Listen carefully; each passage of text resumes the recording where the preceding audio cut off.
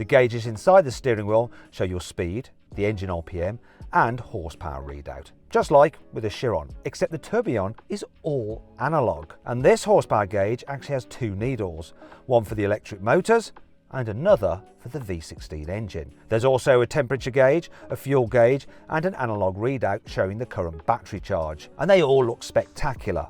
To be fair, the ones in this car are just a model, so they're not the finished design. Moving back to this steering wheel, so very interested to see the paddle shifters. I've never seen that before. It's really interesting when you do this kind of different concept. Like, we had to develop like a planetary gearbox here behind to make this possible that this stays fixed while this is turning. And then everything is changing, like the whole ergonomy, where you put the buttons, where your fingers go. And you can notice we still have stalks, not like in the Nevera, where we have the buttons on the steering. Why do you keep stalks and you don't have them in the Nevera? I remember, for example, Nico Rosberg driving the Nevera, and I could see him all the time trying to shift and trying to find the stalks. Yeah. Like phantom stalks. I sometimes catch myself doing that, and it's like, okay, sometimes it really doesn't make sense to reinvent the wheel. Yeah, exactly. I can see cogs and stuff inside there. Obviously, this is just a model. Will it be actually all the cogs all working? Yeah, so that's actually what's moving the needles. Okay, so people go on about screens distracting people when they're driving. I'm sorry, that is going to. I'm going to be looking at that. The thought about that was, this car will be around for longer than we are. So in 50 years, in 100 years, this has to be interesting and beautiful. Okay. And screens won't. No, you're right.